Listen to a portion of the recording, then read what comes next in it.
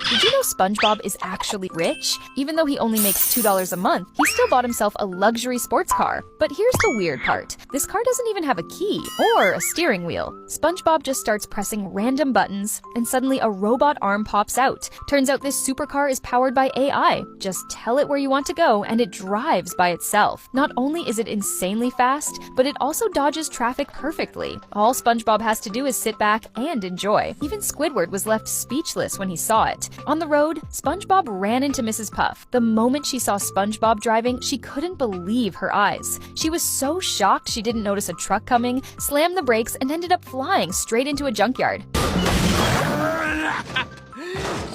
Meanwhile, SpongeBob happily went home. He loved the car so much, he kissed it goodnight before heading to bed. But late that night, it started pouring rain. The supercar began honking and flashing its lights non-stop. SpongeBob came out to ask what was wrong. The car said it didn't like the rain, so SpongeBob held an umbrella over it. Just as he was about to leave, the car honked again. This time it said it felt cold. SpongeBob had no choice but to cover it with a blanket. But the car still wasn't satisfied. It wanted to stay inside the house. Poor SpongeBob ended up sawing a hole in the wall so the car could drive in, and of course, the car made itself at home, grabbed the remote, and started watching TV. When SpongeBob tried to sit near it, the car pushed him away. Later that night, SpongeBob was woken up by a loud crash. The front door burst open, and the car drove straight into his bedroom, high beams on, demanding to sleep in his bed. SpongeBob had no choice but to grab Gary and move to the couch, but it didn't stop there. The car kept making noise. Gary got scared and even bit SpongeBob. In the end, SpongeBob had to spend the whole night outside in the rain with Gary.